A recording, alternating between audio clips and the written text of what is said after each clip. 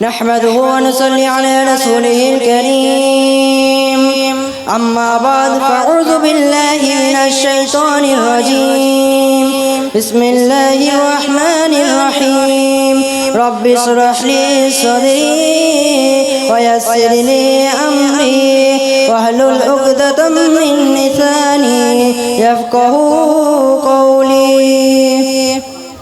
اللہ کی مخلوق پر رحم۔ بہت دنوں کی بات ہے، شہر گجری میں ایک شخص رہا کرتے تھے، ان کا نام تھا سبکتاگین۔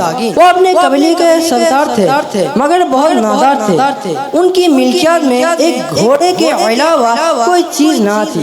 وہ اپنا زیادہ تر وقت شہر اور شکار میں صرف کرتے تھے۔ ایک دن وہ شکار کو جا رہے تھے، اچانک ان کی نظر ایک ہرنی اور اس کے بچے پر پڑی۔ سبکتاگین نے گھوڑے کو ایڑ لگائی، گھوڑا ان کے پیچھے سب پر دوڑنے لگا۔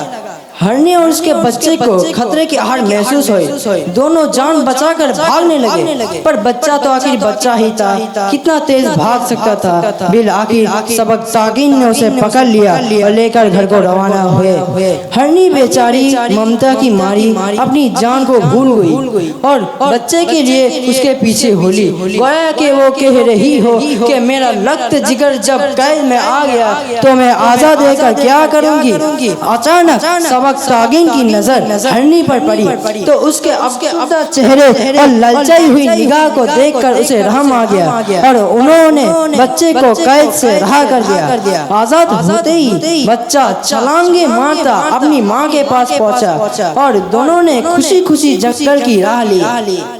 شام کو جب سبکتاگین سوئے تو انہیں پیارے نبی صلی اللہ علیہ وسلم کی زیارت نصیب ہوئی۔ نبی صلی اللہ علیہ وسلم نے فرمایا، سبکتاگین تم نے ہرنی بیچاری پر رحم کیا، تمہارا یہ کام اللہ تعالیٰ کو بہت پسند آیا، تمہارا نام بادشاہوں کی فہرست میں درج کر لیا گیا ہے، اب تم آن قریب بادشاہ ہو جاؤ گے۔ لیکن دیکھو سلطنت ملنے پر مغرور مت ہو جانا، بلکہ اپنے رعایا کے ساتھ اسی طرح مہربانی کا سلوک کرنا۔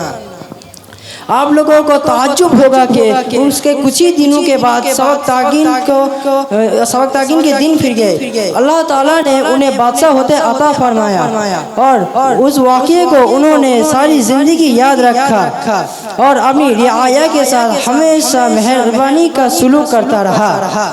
السلام علیکم ورحمۃ اللہ وبرکاتہ۔